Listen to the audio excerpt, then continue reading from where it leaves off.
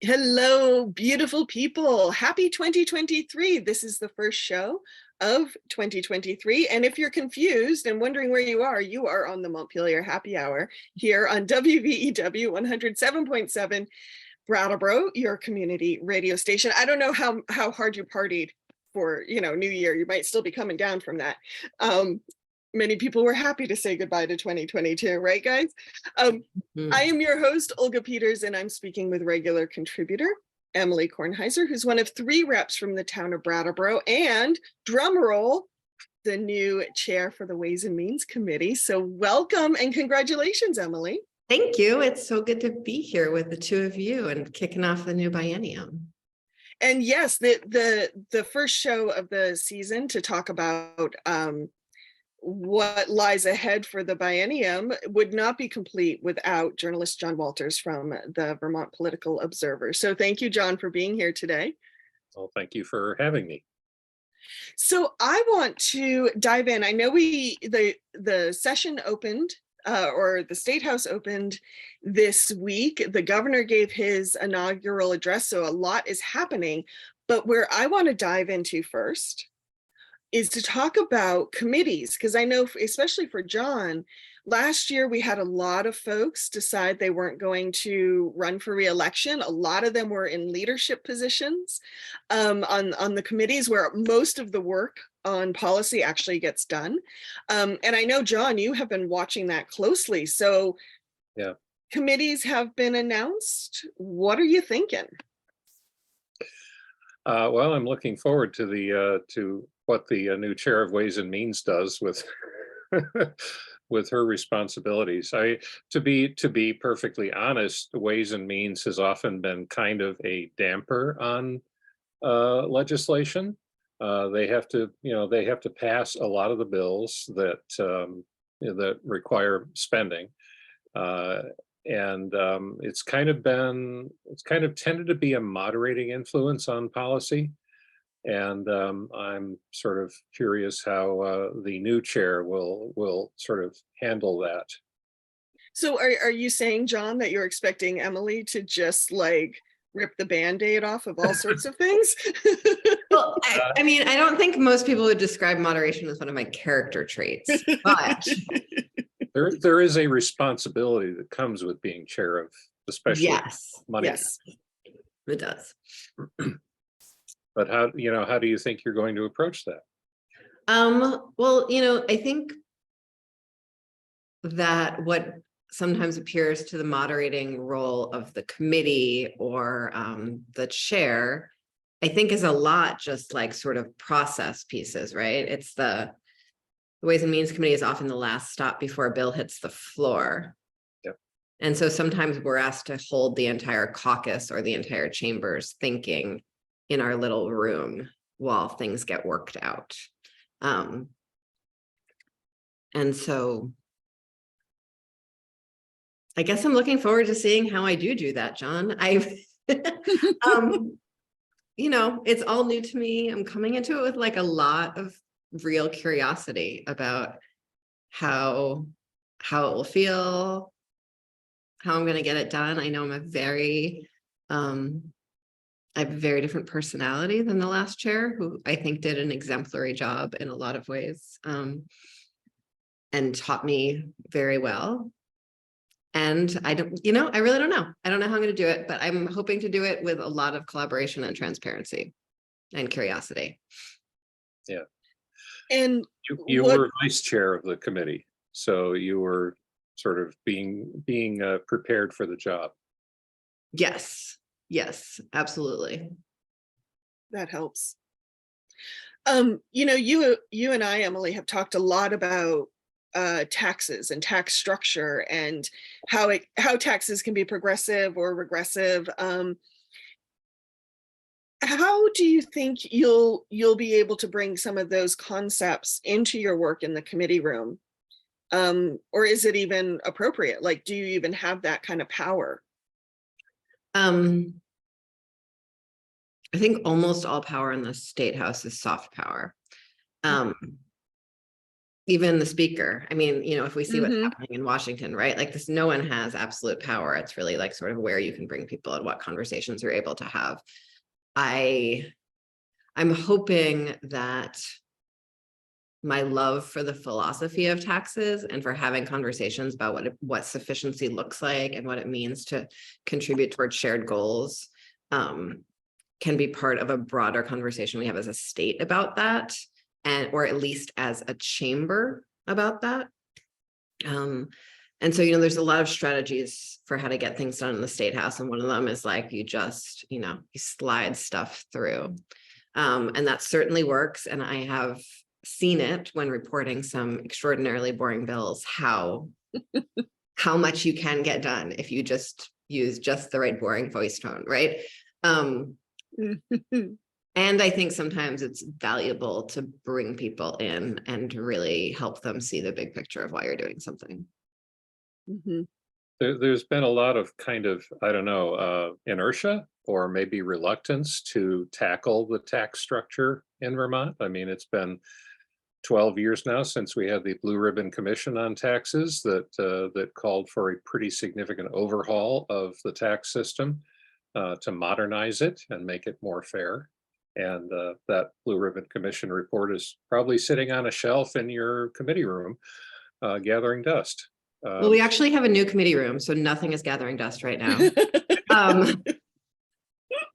We have 12 members instead of 11 members. We actually had to move rooms to a larger room. And so nothing is dusty at all anymore. Okay. But, you know, I think that's sort of Metaphorical dust. what? Metaphorical dust. Yes, I think that that's one of the things though about sort of like the subtly moving things through rather than making a big splash. A lot of the recommendations in the Blue Ribbon Commission actually have been enacted. Mhm. We did, you know, massive corporate tax reform. We have the slew of tax credits we passed last year really changed a lot of the income thresholds for a lot of things in terms of the full picture for people. We are chipping away at education, property taxes, and those conversations. And so I guess I'm looking forward to digging into those more, and perhaps making some mistakes with my megaphone as we go along. Yeah. So John, when you look at the lineup of committees, was there anything that surprised you? Any or any that you're really excited about? Well, I'm excited to see what Emily does with the job. I'm interested to find out more about some of the committee shuffling that happened. Some of the House committees have new responsibilities, or they've been divided up differently. That's right. That's right. The natural resources is no more. Its duties have been subdivided. So now there's what used to be energy and technology is now energy and environment. Military affairs was shunted from House General to House Government Operations. And, you know, and its new chair, I should say, is another one I'm eager to watch. Mike McCarthy from St. Albans is a pretty progressive voice as well. And GovOps has not been known as a font of progressivism in the past. So that'll be interesting. But I've seen, you know, the committee changes have been reported, but I haven't seen anything about why they were done the way they were. Like there was no mention, you know, energy and technology became energy and environment. So did they still have technology? Or Yeah, so, and I can answer some of those. Is it helpful for me to try to like dig into some of that? Sure. Please. So I'm going to start with the GovOps, House General and Military Affairs split up, because I think that one's the easiest to explain, actually. So House General and Military Affairs had all labor law, all housing policy, and then general and other things, which is like burial. It's just like, you know, wild stuff comes through there. And then military affairs. And so military affairs and liquor and lottery moved over to GovOps. GovOps already had cannabis. So that's putting sort of that sort of regulatory bucket of sin into one place, right? Military affairs is a government operation. So I think that just makes like a lot of natural sense. And it tends to be something that sort of spikes up in needing attention and then comes back down again with regard to our guard. And GovOps tends to do a lot of those, you know, redistricting. Big deal sometimes, doesn't need any attention the rest of the time, right? Right. And so they are taking on all that so that there can be more attention to housing. We all know why we need to do that one. And then labor law, as so much is changing in our labor market. So that feels like an exciting divide to me, like the portfolios have evened out a little bit and make more sense about where they are. The other three, and then technology. So, and then the other three that became two. I think the divide between agriculture and land use and environment has been confusing to a lot of folks for a long time. And it's been often at odds with each other, which is not very helpful because most farmers that I know, at least, are deeply invested in having a vibrant, long-term, climate resilient landscape and tend to know more about what that takes than a lot of other places, and have a stake in what we do around pollution, right? And so engaging in climate really explicitly when we're talking about food access, food systems, and agriculture all makes sense, right? And then having sort of climate, energy use, climate change all together, because so much of what we need to do for climate now is around like recalibrating our grid and all of those issues. So that all sort of makes sense to me. Technology is going to a few different places. So I think like consumer technology goes to commerce because they handle consumer affairs. JITALK, which is the Joint IT Oversight Committee. Really fun one. But sort of all of the things they do around the Agency of Digital Services and that universe, that goes to GovOps because that is a government operation, right? And then broadband, the broadband universe, I think is dividing between institutions and somewhere else. Okay. Because there's a lot of bonding connected to that, and bonding is in corrections and institutions. Yeah, the communication union districts are going to be transitioning, at least some of them are sometime this year from, they will start using up the grant money that flowed from the federal government through the broadband board and through the legislature. And they are going to have to start borrowing money. So that will become a big piece of the broadband picture, very probably within the next year. And for So listeners, can we yes, give a pause on this quickly? I just want to give a huge shout out to DV Fiber, which is the communication union district here in Southern Vermont, Windham County. They are hooking up, they are in the process of hooking up their first homes in Reedsboro. I saw Ann Manwaring, right? I believe it's this week. Yep. I saw Ann Manwaring, who's been deeply involved, in one of your former colleagues in the State House, Emily, a couple of weeks ago, and that's what she said. So congratulations, folks in Reedsboro, and congratulations to all the hard work and many, many hours of volunteer time that has made that possible. So shout out to them. Thank you. And if folks want to go into the Wayback Podcast machine, a couple months ago, we talked to Christine Hallquist about the work of that's happening statewide and sort of how the federal money and the state money are coming together. Yeah, I do some volunteer work for CV Fiber, which is the Central Vermont CUD. And they have not started hooking up homes yet, but they did start actual construction in mid-December. And they're busily at work, getting as much done as they can before, you know, if winter comes again, I'd have to pause. It's in Whitingham right now. It's always winter in Whitingham. Oh, right, silly me. So, we're sort of celebrating, moving from planning and conceptualization to actually running a communications network. And what that means is we actually need we need less legislative attention to it at this point. Like we put something in place and now we're monitoring it. We're not creating a whole system anymore. And so we don't need an entire committee devoted to creating that system. Yeah. Good point. Other committee things that were exciting to you, John, or curious? Well, there's one from the Senate, which is outside of your remit, obviously, but the Committee on Committees in the Senate, which chooses the committee chairs and the committee membership, they customarily have at least one token Republican chair. And it was Joe Benning before in institutions, and now it's going to be Russ Ingalls. And I find that to be a curious choice because he is one of the most conservative people in the State House.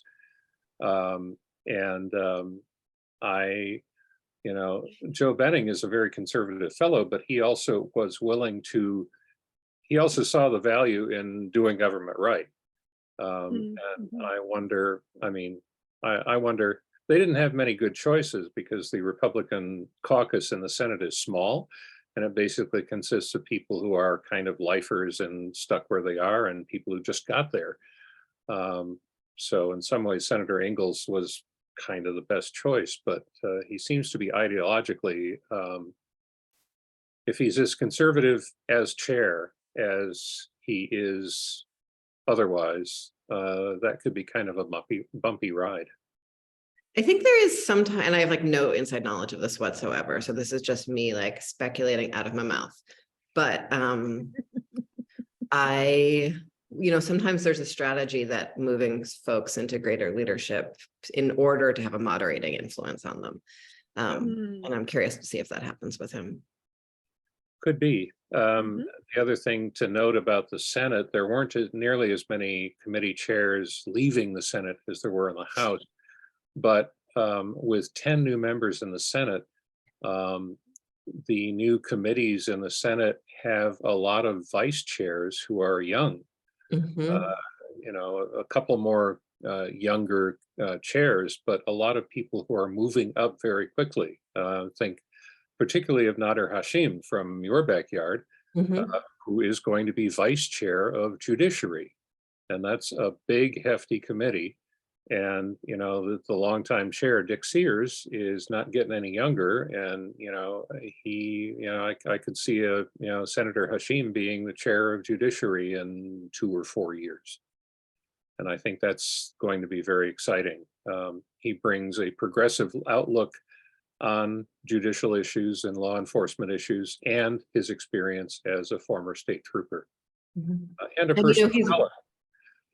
So, and looking forward to that and looking forward to some of the younger people getting a chance to move up and getting a chance to learn the ropes and move into leadership as more of the old guard, retires. And Senator Hashim is reading for the law now. I was going to ask if he's, so he'll be an attorney soon. And then Senator Hardy is the new chair of government operations. Yes. Yeah, and that's going to be. I haven't talked to her, but Jeanette White retired. She was the chair of government operations for a long time, and my feelings about her are well documented. She was not a terribly progressive person and not a terribly original thinker, and she was very jealous of the prerogatives of elected officials, which, she was kind of a barrier to a lot of things in, campaign finance and ethics, and that sort of bailiwick, which I have a particular interest in because I cover politics. And she was, kind of a roadblock a lot of the time. And, it'll be interesting to see how Senator Hardy and Representative McCarthy, 2 new chairs for GovOps, see how those committees move forward from here. I'm really, Senator Hardy is one of the hardest working, most organized people in the building. And so I'm really curious to see one, just like stylistically so different from Senator White, in terms of just how she conducts herself, will run a meeting, will bring new issues to the fore. And I think is one of the more sort of rigidly ethically bound folks in the building as well. She's much, she's very conscientious about relationships with lobbyists, with what kind of employment folks have, if they're serving, how contributions are taken. And so I'm very curious to see how that piece of the puzzle falls out. And she's very, very active in conversations around legislative compensation and what that means for who can serve and how. Yeah. Mm-hmm. Yes. And she came to the Senate after having been the founding director of Emerge Vermont. Oh, She was not the founding director, actually. She wasn't? was the second director of Emerge Vermont. Oh, okay. Mhm. She was the director when I went through Emerge, though. So special spot in my heart for that. And apparently she learned the lessons too. So Mhm. Mm-hmm. Yeah. One thing we've talked about in previous shows, John and Emily, is, what will it mean with so much turnover? What will it mean as far as training people to step into these new roles of legislators, committee chairs, the whole 9 yards? Any thoughts on that? What are you anticipating? Are you seeing like workshops and how to train people, get people prepared so they can be successful, that type of thing? I have a 4-hour chairs training this afternoon. Ooh, lucky you. Really curious to see what we're going to learn. And looking forward to it, I think. I really love a good training and I really hate a bad training. So I'm, very curious about that. Mhm. Yesterday we had like the full chamber had a very thorough decorum training. And like really went, the new members had a week-long training already that got rave reviews, which has not happened in previous new member trainings. The new head of Legislative Council and the new head of JFO put a lot of energy into revamping the curriculum and updating the curriculum. And I think it really paid off. Folks were very happy with it and felt very supported. And so yesterday we had, an hour with the clerk to talk to us about sort of floor procedures and do some level setting there. Today we have sexual harassment training and something, I don't know what the second one is. There's sort of 2 trainings. And then in committee, and I don't know if the Senate is doing all of this, I sort of doubt it, but it's sort of easier to just elbow someone and tell them they're doing something wrong in the Senate. Right, because there's fewer of them. Yeah, but it's sort of extra. So we've, just like one little, we have more than 50 new members in the House. And there's this very funny, they clap for too long. I know that sounds very silly, but you have that many people and like anything can build momentum, right? Right. And so the difference between like one person claps a little bit at something and then all of a sudden like a full clapping takes on. And then when do you clap for just 2 minutes? And when are you doing like a full scale? And when is there a standing ovation versus not a standing ovation? And you're both laughing at me and you think it's silly, but that kind of stuff can take up like an extra hour if it gets out of control by the end of the day. Like we do a lot of ceremonial clapping in that room. And so there's like really funny things like that even like require some degree of collaborative conversation and training. And then in committees, I think, even Ways and Means, which tends to not have a lot of turnover, has a decent number of new members. And so we're doing a lot of like the first 2 weeks are really going to be like slow start, I'll say. It's going to be a slow start. But I'm glad to hear all that because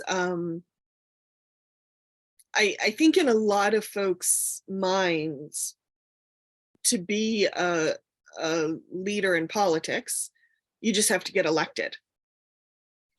And we don't think about the other skills it takes to like sit through a committee meeting, understand policy, understand procedure. Like that's another skill set beyond just getting elected.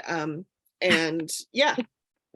I remember at the polls, there was someone there who was running for office, who I will not name, who was not elected, but was feeling like super duper stir crazy, like in our little fenced off standing by the polls area, and was like pacing and wanting to go out with a ribbon. And I was like, you do know that like being elected means it's really just like sitting in a chair for 12 hours a day, right? Like, and reading a lot of words. like the job is really just like sitting in a chair for 12 hours a day.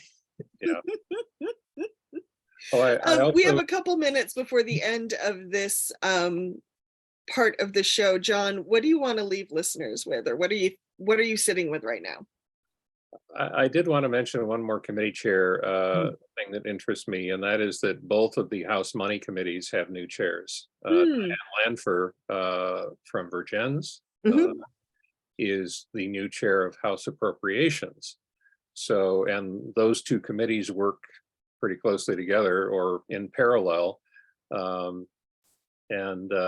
That's going to be a big transition for the House money operations and for the for the fiscal operations there. And Diane isn't a new chair, so she was chair of transportation last session, and she was on appropriations for a long time before she became the chair of transportation.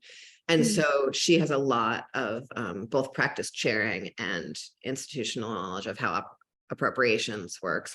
That's not to say that there's not going to be like a lot of new dynamics with the two of us, who really like each other and work together very well, but like learning to work together in this new way, dynamics with the Senate, because there's a lot of collaboration sort of among the money chairs in the Senate and the House. So definitely new dynamics there. But I'm grateful that she has the chair's experience, and as we find our way together. Yes. And I imagine as we go to the second half hour of the happy hour, we'll probably turn our attention to the governor's inaugural address. Yes. Yep. Got some things to unpack there, I think, don't you? Yes. Well, on that note, the Montpelier Happy Hour on WVEW 107.7 LP Brattleboro is going to hear from some of our underwriters, but we will be right back. Welcome back to the second half of the Montpelier Happy Hour here on WVEW 107.7 LP Brattleboro, your community radio station. You can also find us on BCTV and on many of the public access stations around Vermont, and even a little bit across New England. We thank all our folks for tuning in on the TV, as well as our podcast. You can find us on Apple Podcasts and wherever.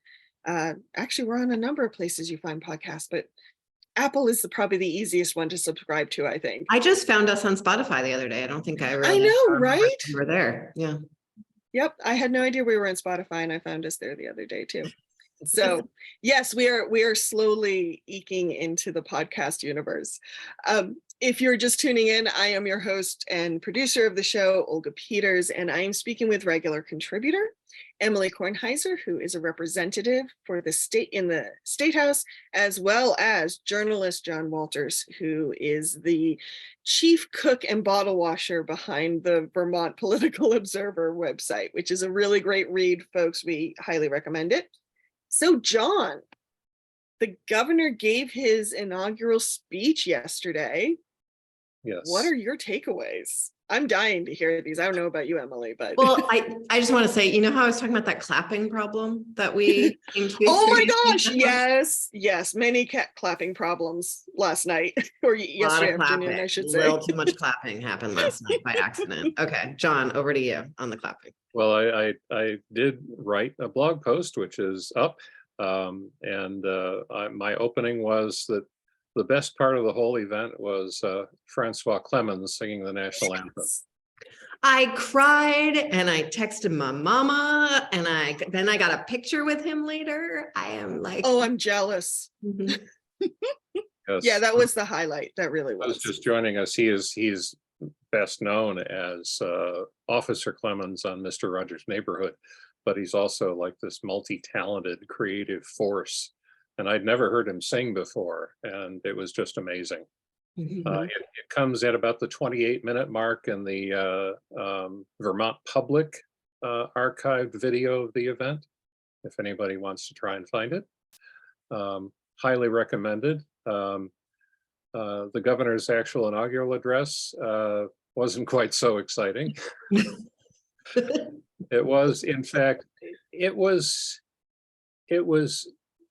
more inclusive than he has been at times in the past. You know, he actually mentioned as priorities things like, you know, mental health and opioids. It wasn't all the usual, you know, workforce, economic development, you know, growing Vermont kind of stuff that was in there. At the same time, he put up a lot of guardrails, and they're the same old guardrails. You know, he's against any new taxes. He's against a, you know, universal paid family and medical leave program. You know, he talked about climate change, but he did not go beyond what he was willing to accept before, which was like EV chargers. Like it was, yeah, he talked a lot about EVs and charging stations. Yeah, he's excited about that. He's actually his official vehicle now apparently is a Ford F-150 Lightning, which is the new electric pickup truck. He said that, you know, he enjoys riding around in it, although he'd prefer to drive, which he can't as governor. And he then said his best line of the day, which is, I'm sure many of you are looking forward to me driving again as well. But it was, you know, it was pretty much the same old Phil Scott, and, you know, putting up the warning signs that, you know, if the Democrats in the legislature go too far in his definition, you know, he's going to veto stuff. And, you know, this could be the most contentious biennium of his time in office, because the federal aid that we got during COVID years, not that COVID has gone away, that money is drying up, and it has helped state government stay afloat during the pandemic. And money is going to get tight pretty soon here, and you're going to have to look at a lot of programs that were started during COVID. That there's just still need for some of them, for many of them. There are a lot of competing interests, and there's not a lot of resources. So this isn't a good time to be the new chair of a money committee. It's an important time to be the new chair of a money committee. Yes, that's right. So, you know, it's he set himself up. I mean, he wasn't combative or argumentative in the address. He was inclusive. No, he was passive aggressive is what he was. Yeah, but nothing near his usual standards of, you know, he's a very passive aggressive person. And I found this to be more passive aggressive than previous speeches. So let me point out some of the passive aggressive digs I found in there. Let's go for it. Yep. And, you know, first, Brattleboro got a shout out, and we do have we don't have enough EV charging spots in Brattleboro. And so thank you. I agree on that part of the speech. And they're probably too slow. Yes. Yes, we do have a Tesla charging station that like has no shortage of spots, but that can only be used by Tesla drivers, which is like a regulatory nightmare that's true. Okay, onwards. There was all of that talk about opioids, but he vetoed a comprehensive bill to look at all that we've done on opioids. And he even mentioned the good work that had happened under Shumlin, which I thought was like marginally generous, and how we need to step back and look at it again. The bill that was designed to like look at the hub and spoke system, which is what was designed under Shumlin, was the bill he vetoed. Good point. The bit about law enforcement. That's my next one. That was he talked about accountability and law enforcement, and then he dragged the liberals through the mud. You know, it's like he didn't mention that there are no problems with policing in the state. It's all like, you know, reformers who have made it harder to be a cop and are driving people out of law enforcement. And, you know, these well-meaning reforms that have unintended consequences. So he talked about accountability, but the accountability is all on Democrats and progressives, not on. And he blamed crime increases on expungements, Yes. which is a bill that he signed and we've had broad success and agreement on for years and years. Youth, changing the age of prosecution of a youth. He talked about gang violence related to, I mean, he really there was a lot of, that part was like, he wants to roll back a decade worth of criminal justice reforms. It's not that he doesn't want us to do anything new. So there's another like, you know, quite aggressive dig that was in there. What else? I didn't take notes because I was getting a little fiery. And I like toned it down in there. Yeah. So there was Act 250. That was the other one. Oh, yes, Act 250. Yes. Yep. That, you know, and yes, of course, we need to have reforms to Act 250. He vetoed that bill. Yeah, and it's not like the way he put it is that regulatory reform is the one and only solution to our housing shortage. And that's nonsense. It's nonsense, and no one thinks that's true. And then he did this whole, I'm like really ranting now. Then there was this whole long thing about how like he went to Island Pond and he talked to like a real Vermonter who was upset at him.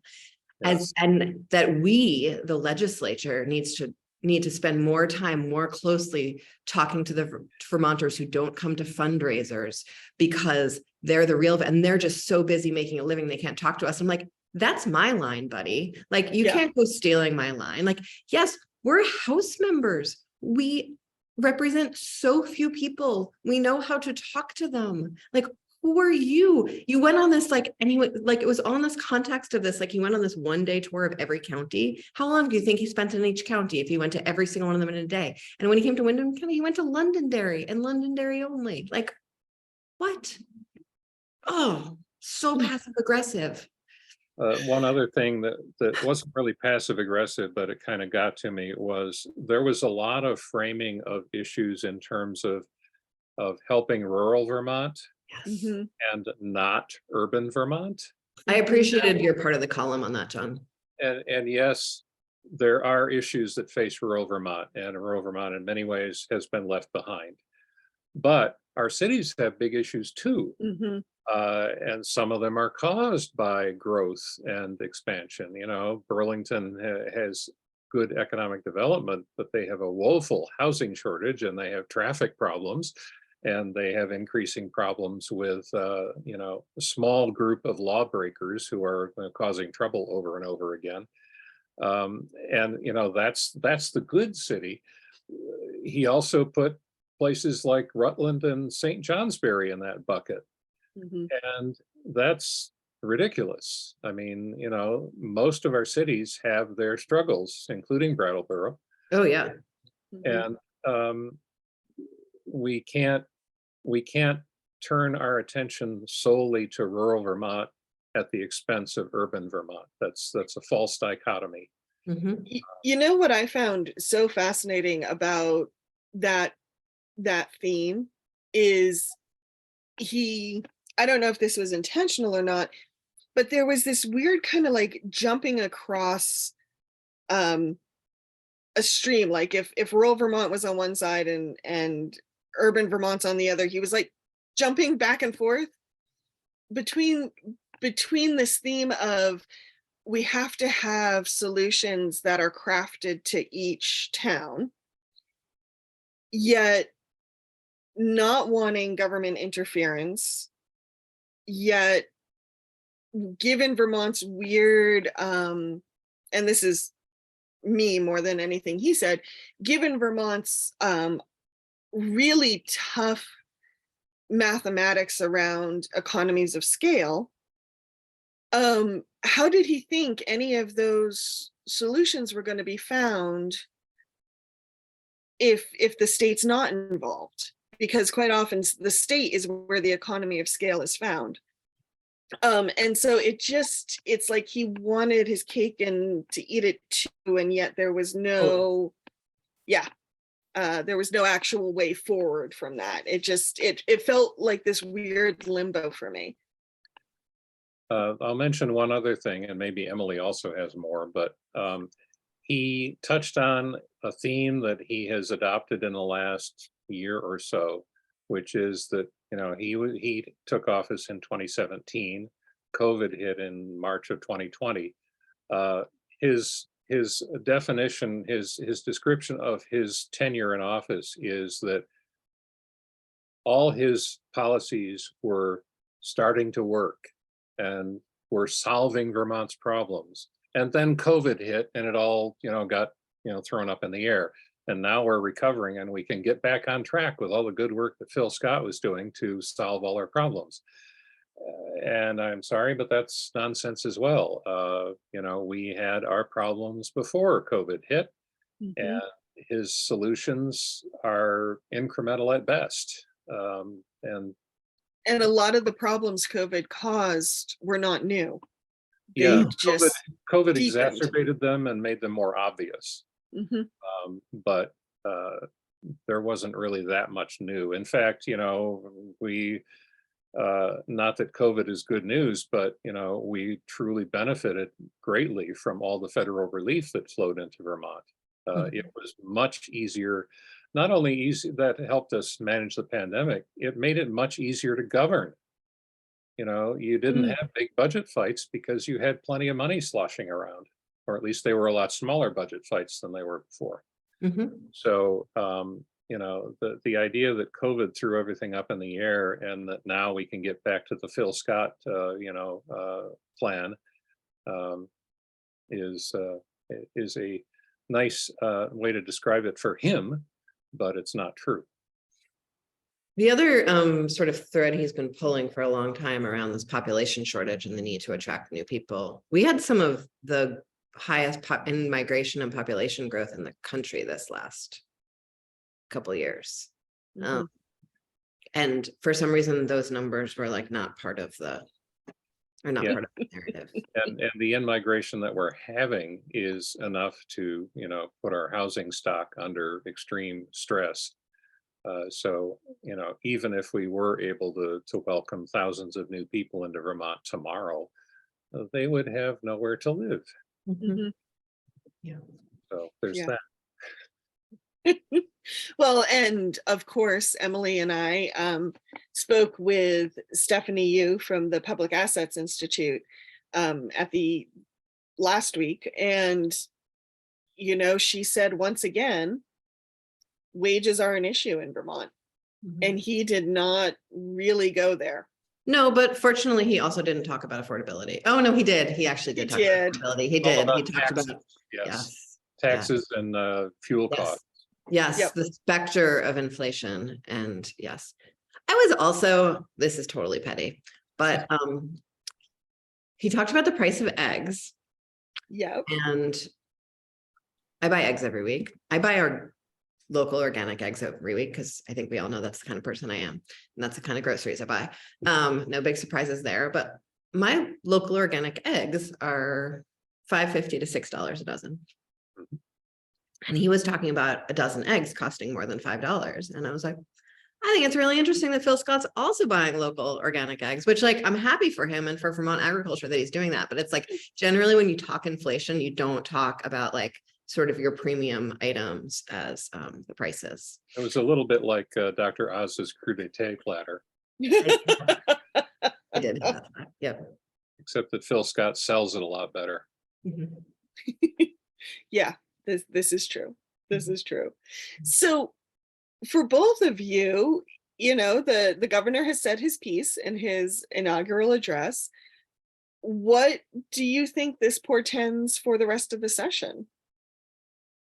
It seemed to me that it's just going to be more of the same as last year, but with a totally different House and a totally different Senate having that conversation. So You know, I think he signaled what the budget and the budget adjustment is going to look like. And I think they're going to be like almost identical to proposals he was pushing last round, you know.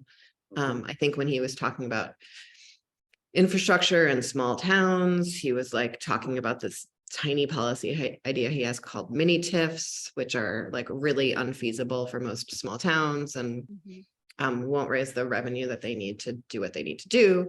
And,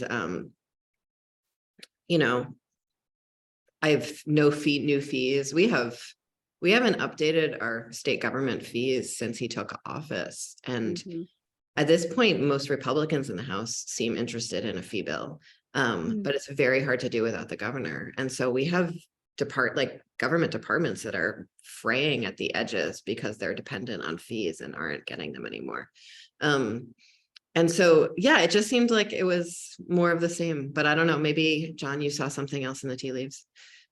Well, I think it was more in the tone of it. I think he tried to at least seem conciliatory. You know, he closed with a plea to work together, which again, given all his other stuff, didn't mean like, let's meet in the middle. It meant, why don't you all come over and, you know, enact my agenda? You know, what'll be another thing that'll be interesting that we ought to at least mention before we close is that, you know, the House has a veto-proof majority now. That isn't as simple as it seems. It is very difficult to get, you know, 100+ people on one side of an issue, even if you have, you know, more than 100 who are, you know, ideologically inclined your way. But, you know, the governor, if he is as active with vetoing as he has been in the past, he is going to be overridden a few times, I think. And that should change the calculus somewhat. He should be more open to working with the legislature and truly finding common ground. My post before the inaugural was actually you know, my version of what Phil Scott ought to say. And, you know, he ought to have said, you know, let's really work together. And that means me as well as you. And I'm going to open my door and I'm going to be in the House and in the State House. And I'm going to work with leaders and, you know, try to iron out problems before they become, you know, veto threats. But, you know, it doesn't seem likely that he's going to suddenly change his stripes as he enters his 4th term as governor.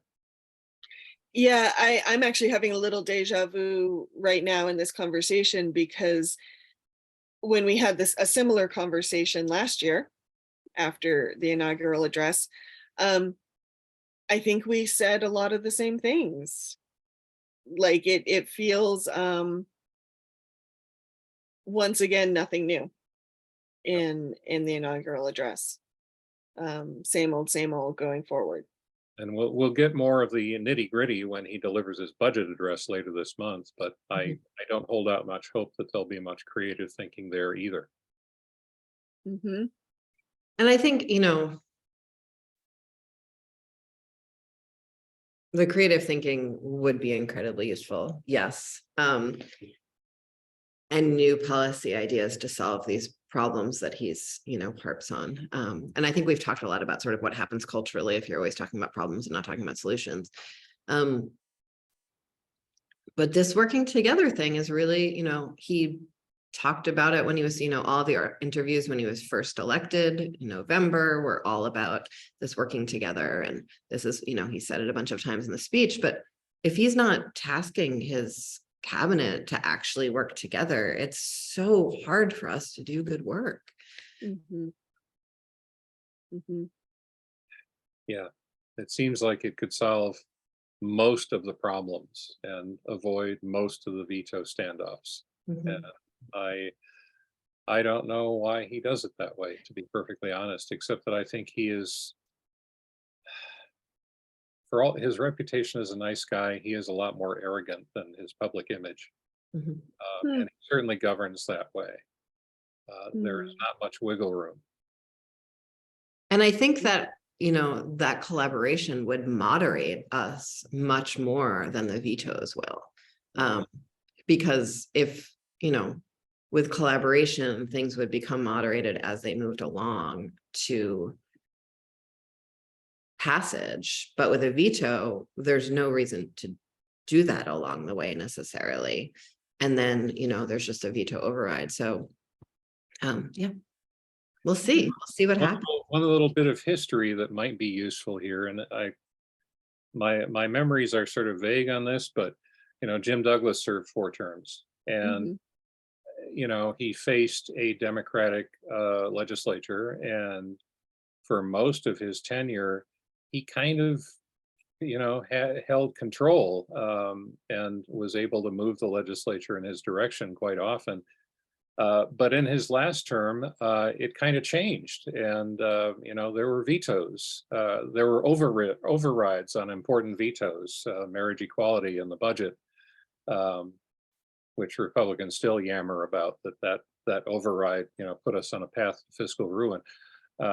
But we haven't yet seen the gubernatorial fatigue that often surrounds a governor when he gets past his 3rd term.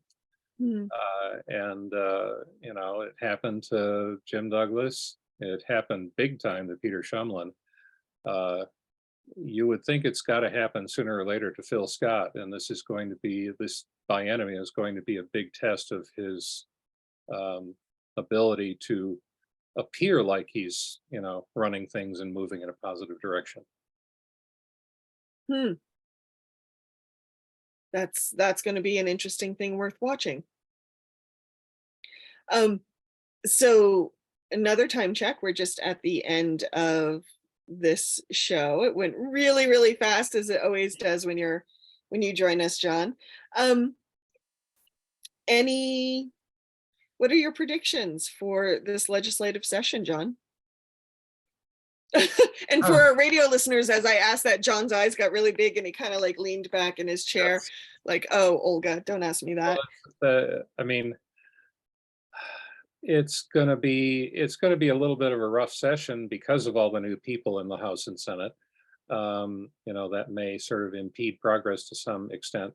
The big question is, how is House and Senate leadership going to approach this, kind of looming ideological standoff with the governor? Are they going to push democratic ideas and progressive ideas, or are they going to sort of, self-edit? I imagine they're going to pick their fights, and I don't know which fights they are prepared to pick at this point. Probably climate is one of them. The governor doesn't seem interested in meeting our 2025 and 2030 targets for emission reductions. The Democrats are much more interested in adhering to those targets, which are in the law.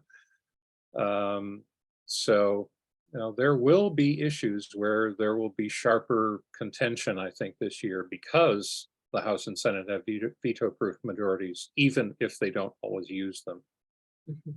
Thank you. I know Emily needs to get to a meeting, so I will have to sign off. But John, thank you for those predictions. Emily, anything you want to add before we go? No, I think there's a lot of opportunity when there's change, and I'm looking forward to seeing what we do with the opportunity. Same here. As always, thank you for joining us, beautiful people. This has been the Montpelier Happy Hour on WVEW 107.7 LP Brattleboro. We will see you next week. And John, where can people find more information about you if they want to read your work?